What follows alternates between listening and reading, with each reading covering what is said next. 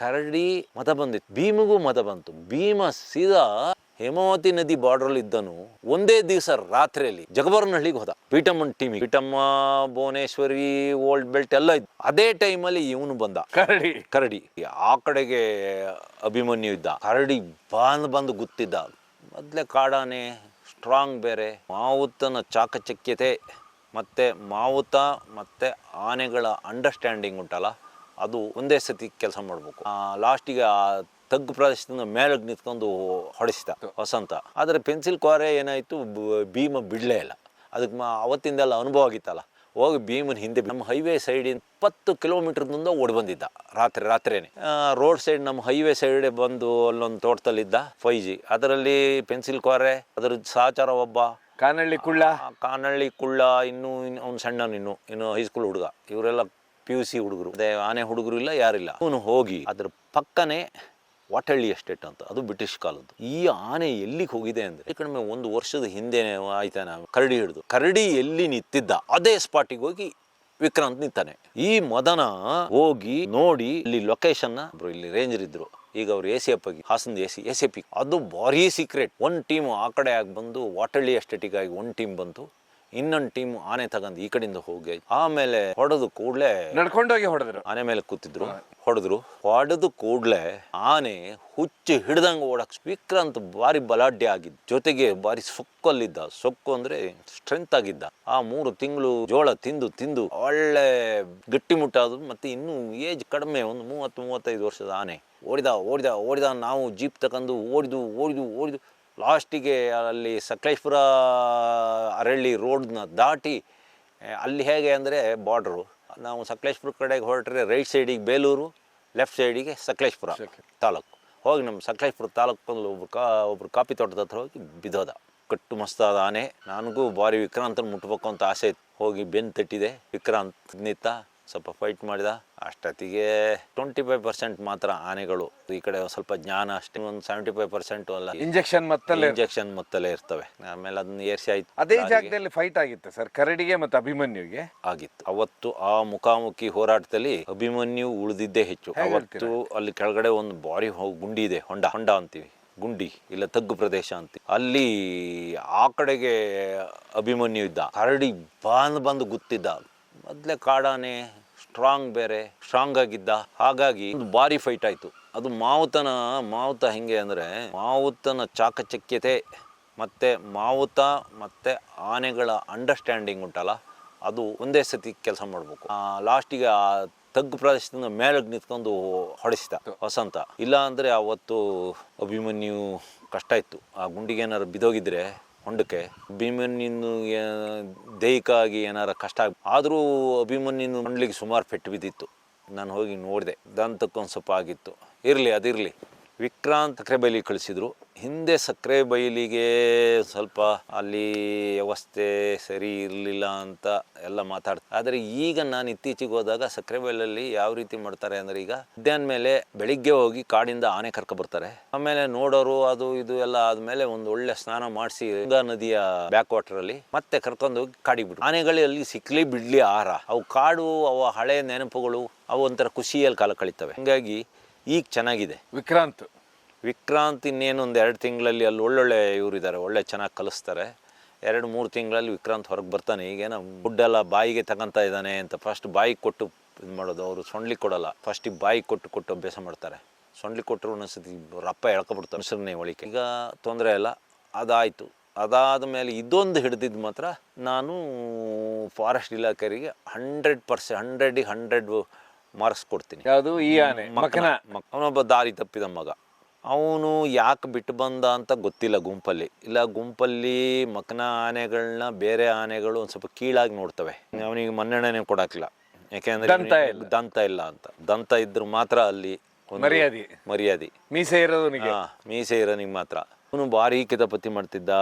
1 ವಾರದ 15 ದಿವಸ ತಿಂಗಳ ಹಿಂದೆ ಹೋಗಿ ಮೇಯಕ್ಕೆ ಬಿಟ್ಟಿದ್ದು ಒಂದು ಕರುನ ಹೊಡೆದು ತುಣದು ಚಿಂದಿ ಮಾಡಿ ಹಾಕಿದ್ದ. ಆಮೇಲೆ ದನಗಳನ್ನೆಲ್ಲ ಹಸುಗಳನ್ನೆಲ್ಲ ಹೋಗಿ ಆಡಿಸಿ ಹೊಡೆಯೋದು. ಆಮೇಲೆ ಕಡೆಗರ್ಜಿಗೆಲ್ಲಿ ಒಬ್ಬರನ್ನ ಪ್ಲಾಂಟರ್ನ ಅಟ್ಟಿಸ್ಕೊಂಡು ಹೋಗಿ ಅವರು RCC ಮನೆ ಮೇಲೆ ನಿಂತರು, ಕೆಳಗೆ ನಿಂತ್ಕೊಂಡು ಹಿಂಗೆ ಕಾಲು ಕೆರಿತಾ ಇದ್ದ. ಯಾರನ್ನಾರ ಕೊಂದಿರ್ಬೋದು, ಇಲ್ಲ ಅಂದರೆ ಕೊಲ್ತಿದ್ದ ಸದ್ಯದಲ್ಲಿ. ಬಾರಿ ನಾನೇನೋ ತಿಳ್ಕೊಂಡಿದ್ದೆ ಏನೋ ವೀಕ್ ಇರ್ಬೋದು ಅಂತ, ಆದ್ರೆ ಒಳ್ಳೆ ಕಟ್ಟು ಮಸ್ತಾಗಿದ್ದು. ಏನು ಒಂದು 10-12 ವರ್ಷದ ಹುಡುಗ, ಆದ್ರೂ ಮಕ್ಕಳುಗಳಿಗೂ ಒಂದಿಷ್ಟುದ್ದ ಕ್ವಾರೆ ಬರುತ್ತೆ. ನಾನು ಹಿಂದೆ ಮಕ್ಕಳ ನಮ್ಮಲ್ಲಿ ಒಬ್ಬ ಅಕ್ಕಿ ಕಳ್ಳ ಇದ್ನಲ್ಲ, ಶರಬ್ ಕುಡಿಯೋನು, ಕ್ವಾರೆನೂ ನೋಡಿದ್ದೆ. ಈ ಆನೆಗೆ ಒಂದಿಷ್ಟುದ್ದ ಕ್ವಾರೆ ಇತ್ತು. ಆಗಲಿ, ಆಮೇಲೆ ಏನಾಯಿತು, ಅದು ಹಿಂದಿನ ದಿವಸ ನಮ್ಮ ಹೈವೇ ಸೈಡಿಂದ ಒಂದು 120 ಕಿಲೋಮೀಟ್ರ್ದಿಂದ ಓಡಿ ಬಂದಿದ್ದ ರಾತ್ರಿನೇ. ರೋಡ್ ಸೈಡ್ ನಮ್ಮ ಹೈವೇ ಸೈಡ್ ಬಂದು ಅಲ್ಲೊಂದು ತೋಟದಲ್ಲಿದ್ದ. ನಾನು ಹೋಗಿದ್ದೆ. ಅವತ್ತೇ ಆಗಿದ್ರೆ ಭಾರಿ ಈಸಿ ಹಿಡಿಬೋದಿತ್ತು, ಆದರೆ ಡಾಕ್ಟ್ರುಗಳು ಇರಲಿಲ್ಲ, ಆಮೇಲೆ ಆನೆಗಳಿಗೆಲ್ಲ ರೆಸ್ಟ್ ಇರಲಿಲ್ಲ.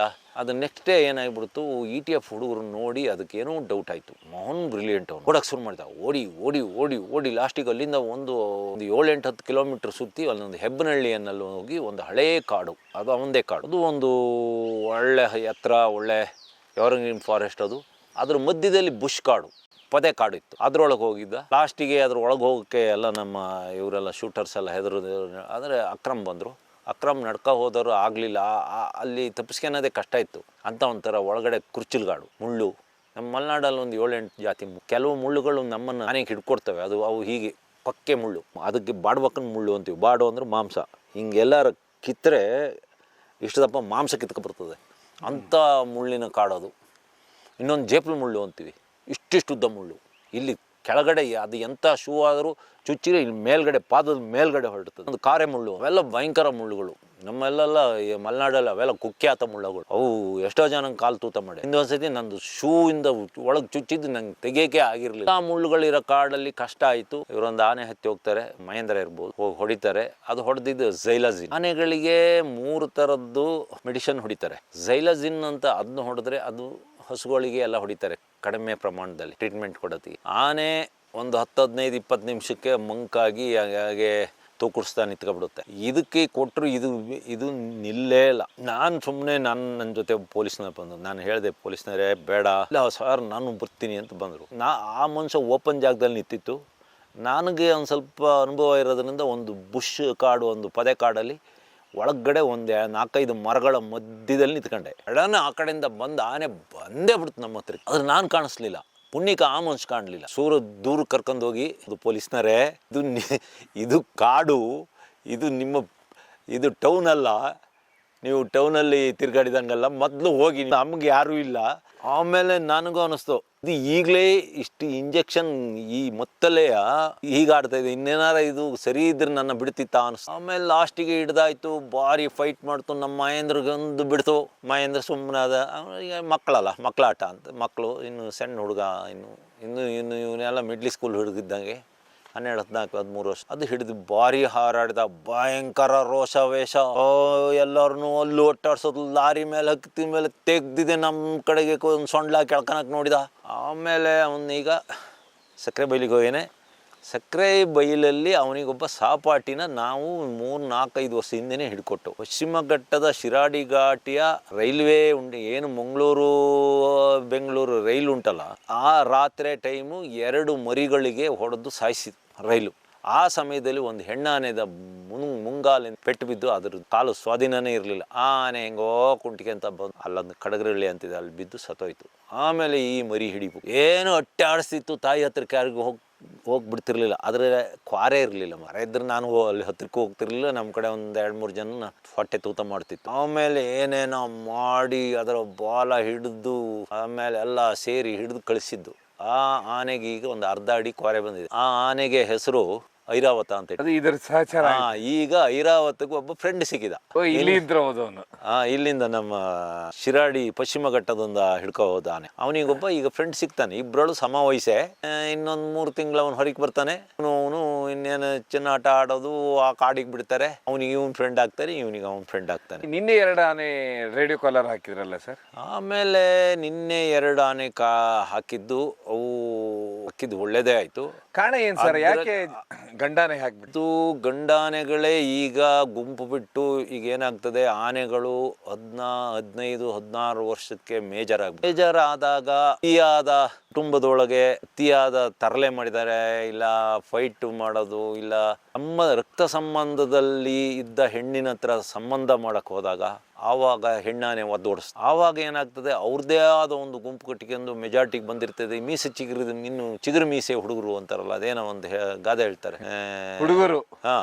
ಅವ್ರದೇ ಒಂದು ಟೀಮ್ ಕಟ್ಕೊಂಡು ಹೋಗ್ತಾರಲ್ಲ, ಇವರು ಅದೇ ಥರ ಆಗಿದೆ. 5G team. ಹಾಂ, 5G. ಅದರಲ್ಲಿ ಪೆನ್ಸಿಲ್ ಕ್ವಾರೆ, ಅದರ ಸಹಚಾರ ಒಬ್ಬ ಕಾನಳ್ಳಿ ಕುಳ್ಳ, ಕಾನಳ್ಳಿ ಕುಳ್ಳ, ಇನ್ನೂ ಅವ್ನು ಸಣ್ಣನು, ಇನ್ನು ಹೈಸ್ಕೂಲ್ ಹುಡುಗ. ಇವರೆಲ್ಲ PUC ಹುಡುಗರು. ಅವ್ನು ಬಾಳೆ ಎಲೆಯಲ್ಲಿ ಹೋದ ಸರ್. ಬಾಳೆ ಎಲೆ ಆಲ್ದೂರ್ ಸಮದಲ್ಲಿದ್ದಾನೆ. ಆಮೇಲೆ ಮತ್ತೊಂದು ಬೆಳವಣಿಗೆ ಆಯಿತು. ಆನೆಗಳ ಇತಿಹಾಸ, ಆನೆಗಳ ಬಗ್ಗೆ, ಇಡೀ ಪ್ರಪಂಚದಲ್ಲಿ ಆನೆಗಳ ಜಾತಕ, ಆನೆಗಳದ ಬಗ್ಗೆ ನಮ್ಮ ಭಾರತ ದೇಶದ ಮೇಲೆ ಪ್ರಾಚೀನ ಗ್ರಂಥಗಳಿದ್ದಾವೆ. ಪ್ರಾಚೀನ ಗ್ರಂಥಗಳಲ್ಲಿ ಏನು ವಿವರಿಸ್ಯಾರೆ ಅಂದರೆ, ಭಾರತದ ಆನೆಗಳಲ್ಲಿ 3 ತಳಿ ಉಂಟು.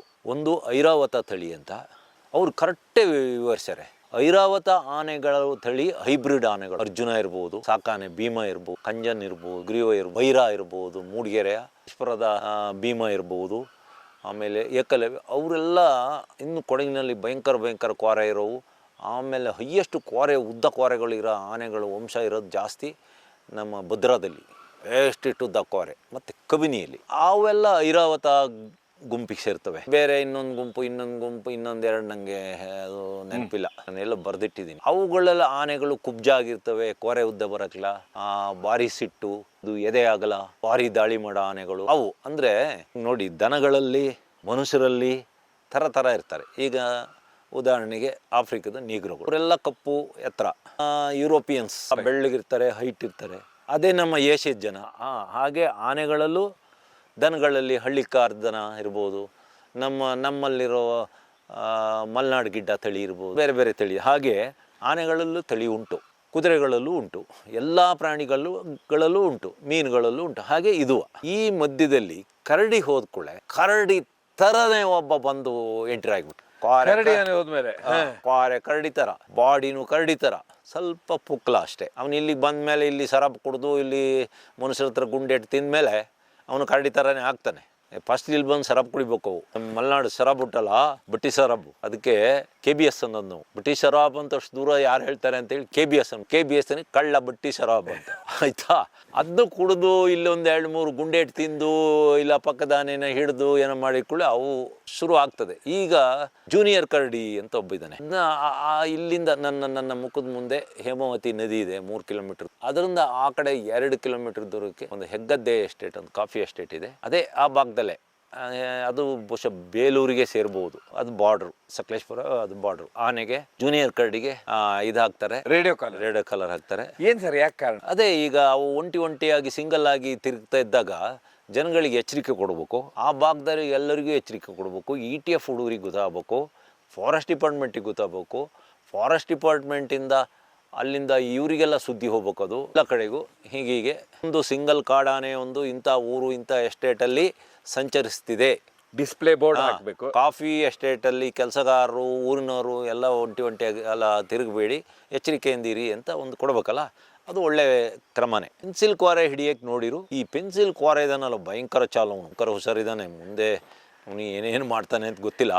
ಅದಕ್ಕೆ ಪೆನ್ಸಿಲ್ ಕ್ವಾರೆ ಅಂತ ಹೆಸರಿಟ್ಟಿದ್ದು ನಮ್ಮ ಮದನ. ಅವನೇ ಫಸ್ಟ್ ಆನೆನ ನೋಡಿ ಪೆನ್ಸಿಲ್ ಕ್ವಾರೆ ಅಂತ ಅಣ್ಣ ಒಂದು ಆನೆ ಐತೆ ಅಣ್ಣ, ಅದು ಕ್ವಾರೆ ಪೆನ್ಸಿಲ್ ಇದ್ದಂಗೆ ಸ್ಟ್ರೈಟ್ ಇದೆ ಅಂತ ಇಡು ಮತ್ತೆ ಹೆಸರ ಅಂದೆ, ಇಟ್ಟ. ಆಯ್ತಾ? ಈ ಪೆನ್ಸಿಲ್ ಕ್ವಾರೆ ನಾನು ಮೊನ್ನೆ ನಮ್ಮಲ್ಲಿ ಬಂದಾರ ಒಬ್ಬರು CCF ಅಂತ. ನಾನೇನೋ ನೋಡಿದಾಗ ಫಸ್ಟ್ ಈ IFS ಇವರೆಲ್ಲ ಮಾಡಿದರು, ಈ IPS IFS IAS ಮಾಡಿದರು. ಅವ್ರಿಗೆ ಒಂದು ಸ್ವಲ್ಪ ಸಾಮಾನ್ಯ ಜನಗಳ ಹತ್ರ ಮಾತಾಡೋದು ಇಲ್ಲ, ಅದೆಲ್ಲ ಅವ್ರಿಗೆ ಒಂಥರ ಸ್ಟ್ಯಾಂಡರ್ಡ್ ಇರ್ಬೋದು. ಇಲ್ಲ ಅಂದರೆ ಅವರೆಲ್ಲ ಬೆಳೆದಿರೋದು ಹೊರಗಡೆ ಜನಗಳ ಹತ್ರ ಅವರು ಹಿಂಗಲ್ಲೇ ಆಗ್ದಿಲ್ತ ಅಂತರು ಅಂತ ತಿಳ್ಕೊಂಡಿದ್ದೆ. ಮೊನ್ನೆ ಅಲ್ಲಿ ನಾನು ಅವರು ಮಕ್ಕಳನ್ನ ಹಿಡಿದಾಗ ಮುಖಾಮುಖಿ ಅದು. ಅವಾಗ ಸರ್ ನನ್ನ ಹೆಸರು ಹಿಂಗೆ ನಾನು ಕೊಡಗಿನಲ್ಲಿ ಇದ್ದೆ, ಆವಾಗ ನಾವು ನಿಮ್ಮ ಬಗ್ಗೆ ಪೇಪರಲ್ಲಿ ಎಲ್ಲ ನೋಡಿದ್ದೀನಿ. ಆಮೇಲೆ ನಂಗೆ ಅನ್ನಿಸ್ತು. ಅಷ್ಟು ಹೇಳಿ ಕೂಡ ಒಬ್ಬ ಸೋಷಿಯಲ್ ಎಲ್ಲರ ಹತ್ರ ಸೇರ ಅಂತ ಒಳ್ಳೆ ಆಫೀಸರ್ ಅನ್ನಿಸ್ತು. ಆಮೇಲೆ ಸುಮಾರು ಹೊತ್ತು ಮಾತಾಡಿರು. ಭಾರಿ ಸ್ಟ್ರಿಕ್ಟ್ ಆಫೀಸರು. ಕೋಲಾರದಲ್ಲ ಎಲ್ಲ ಯಾರ್ದ ಒಂದು ಒತ್ತುವರಿ ಬಿಡ್ಸೋಕ್ಕೆ ಇವರೇ ಮೇನ್ ಕಾರಣ. ದೊಡ್ಡ ರಾಜಕಾರಣಿದ ಅವ್ರದ್ದು ಒತ್ತುವರಿ ಬಿಡ್ಸೋಕ್ಕೆ ಇವರೇ ಮೇನ್ ಕಾರಣ. ಪುರ ಅಂತ ಸ್ಟ್ರಿಕ್ಟ್ ಆಫೀಸರು. ಭಾರಿ ಚಂದ ಮಾತಾಡ್ತಾ ಯಾವುದಕ್ಕೆ ಹೊಡಿಬಹುದು ನಾನಂದ್ರೆ, ಪೆನ್ಸಿಲ್ ಕ್ವಾರೆ ಭಾರಿ ಹಾರಾಡ್ತಾ ಇದೆ, ಅದಕ್ಕೆ ಹೊಡಿ. ಆದರೆ ಪೆನ್ಸಿಲ್ ಕ್ವಾರೆ ಏನಾಯಿತು, ಭೀಮ ಬಿಡಲೇ ಇಲ್ಲ. ಅದಕ್ಕೆ ಅವತ್ತಿಂದೆಲ್ಲ ಅನುಭವ ಆಗಿತ್ತಲ್ಲ, ಹೋಗಿ ಭೀಮನ ಹಿಂದೆ ಬಿಟ್ಟು ಆಮೇಲೆ ಒಂದು ಅಪರಿಚಿತ ಗಂಟು ಆನೆ, ಅದು ಅಲ್ಲಿಂದ ಸುಂಡೆಕೆರೆ ಅಂತಿದೆ, ಅಲ್ಲಿ ಹೋಗಿ ಅದು ಒಬ್ಬ ಅಪರಿಚಿತನೇ ಡಾಟ್ ಮಾಡಿ ಅದಕ್ಕೂ ರೇಡಿಯೋ ಕಾಲರ್ ಹಾಕಿರು. ವಿಟಮಿನ್ ಹಾಕ್ಲಿಲ್ಲ ಅಂತಲ್ಲ ಸರ್, ಯಾಕೆ? ಬೀಟಮ್ಮ ಯಾವುದು ಅಂತ ಗೊತ್ತಾಗಬೇಕಲ್ಲ, ಭೀಮ ಬಿಡ್ಬೇಕಲ್ಲ, ಮತ್ತೆ ಭೀಮ ಹೊಡಿಬೇಕಾಗ. ಮತ್ತೆ ಬೀಟಮ್ಮ ಗರ್ಭಿಣಿ ಅಂತ ಸುದ್ದಿ ಬಂತು. ಇರ್ಬೋದು, ಇಲ್ಲ ಅಂತ ಹೇಳಕ್ಕಾಗಲ್ಲ, ಇರ್ಬೋದು. ಯಾರ್ದು ಸರ್ ಅದು? ನಮ್ಮ ಭೀಮನ ವರಪ್ರಸಾದ ಅದು. ಬೀಟಮ್ಮ ಗರ್ಭಿಣಿ ಅಂದ್ರೆ ಭೀಮಾ ಅಲ್ಲಿ ಮಕ್ಕಳು ಮಾಡ್ತಾನೆ ಇರ್ತಾನೆ. ಆನೆಗಳಿಗೆ ಮದ ಬರದೇ ಅದೇ ಕಾರಣ, ಸಂತಾನ. ಆನೆ ಮದ ಬಂದ ಆನೆ ಹೆಣ್ಣಾನೆ ಬಿಟ್ಟು ಅದಕ್ಕೆ ಬೇರೆ ಏನೂ ಯೋಚನೆ ಇರಕ್ಕಿಲ್ಲ, ಹೆಣ್ಣಾನೆನೇ ಹುಡುಕ್ತಾ ಇರ್ತದೆ. ಹೆಣ್ಣಾನೆ ಸಿಕ್ಲಿಲ್ಲ ಅಂದಾಗ ಕರಡಿ ಯಾವ ರೀತಿ ಮನುಷ್ಯರ ಮೇಲೆ ದಾಳಿ ಮಾಡಿದ ಆ ಥರ ಮಾಡ್ತಾರೆ. ಅವತ್ತು ಏನಾಗಿದ್ದು ಅಂದರೆ ಕರಡಿ ಮದ ಬಂದಿತ್ತು, ಭೀಮಿಗೂ ಮದ ಬಂತು. ಭೀಮ ಸೀದಾ ಹೇಮಾವತಿ ನದಿ ಬಾರ್ಡ್ರಲ್ಲಿ ಇದ್ದನು. ಒಂದೇ ದಿವಸ ರಾತ್ರಿಯಲ್ಲಿ ಜಗಬರ್ನಹಳ್ಳಿಗೆ ಹೋದ ಬೀಟಮ್ಮನ ಟೀಮಿಗೆ. ಬೀಟಮ್ಮ, ಭುವನೇಶ್ವರಿ, ಓಲ್ಡ್ ಬೆಲ್ಟ್ ಎಲ್ಲ ಇತ್ತು. ಅದೇ ಟೈಮಲ್ಲಿ ಇವನು ಬಂದ, ಕರಡಿ. ಬಹುಶಃ ರಾತ್ರಿ ಒಂದು ಫೈಟಿಂಗ ಇಲ್ಲ ದೃಷ್ಟಿ ಯುದ್ಧ ಏನಾರು ನಡೀತಿದೆ. ಫಸ್ಟ್ ದೃಷ್ಟಿ ಯುದ್ಧ ಆನೆಗಳಿಗೆ. ದೃಷ್ಟಿ ಯುದ್ಧದಲ್ಲಿ ಸೋಲಿಲ್ಲ ಅಂದ್ರೆ ಎದುರು ಪಾರ್ಟಿ, ಆಮೇಲೆ ದಾಳಿನೇ. ಆ ದೃಷ್ಟಿ ಯುದ್ಧದಲ್ಲಿ ಇವನು ಸೋತಾನೆ. ಅಲ್ಲಿಂದ ಬಂದ ಕೂಡಲೇ ಇವನು ಒಂಥರ, ಈಗ ಲವ್ ಫೇಲ್ಯೂರ್ ಆದವರಿಗೆ ಏನೋ ಒಂದು ಹೇಳ್ತಾರೆ, ಮಾನಸಿಕ ಒತ್ತಡ, ಕನ್ನಡ ಪದ ಒಂದು ಹೇಳ್ತಾರೆ ಏನೋ, ಇನ್ನೂ ಒಂದು. ಹಾಗಾಗಿ ರೋಷಾವೇಶ ಆಯ್ತು. ಆದ್ರಿಂದ ರೋಷಿ ಹೋದ. ಅದೇ ಇದ್ರ ಟೈಮಲ್ಲಿ ಒಂದ್ 2-3 ಜನ ಹೊಡೆದು ಸಾಯಿಸ್ದ. ಅದೇ ಒಂದು ಹೆಣ್ಣಾನೆ ಅವನಿಗೆ ಸಿಕ್ಕಿದ್ರೆ ಶಾಂತ ಆಗ್ತಿತ್ತು. ಎಲ್ಲ ಪ್ರಕೃತಿ ನಿಯಮ. ಅದ್ ನಾನು ಮಾತಾಡಿದ್ದು ಅಶ್ಲೀಲನೂ ಅಲ್ಲ, ಪ್ರಕೃತಿ ನಿಯಮವನ್ನ ನಾನು ಹೇಳ್ತಾ ಇರೋದು. ಅದೇ ಒಂದು ಹೆಣ್ಣಾನೆ ಸಿಕ್ಕಿದ್ರೆ ಹೆಣ್ಣಾನೆ ಅವನ್ನ ಸಂತೈಸ್ತಿದ್ಲು. ಅವನ ತಲೆ ಮೇಲೆ ಬೆನ್ನಿನ ಮೇಲೆ ಎಲ್ಲ ಸೊಂಡ್ಲಾಕಿ ಅವನ್ನ ಶಾಂತಿ ಮಾಡ್ತಿದ್ಲು.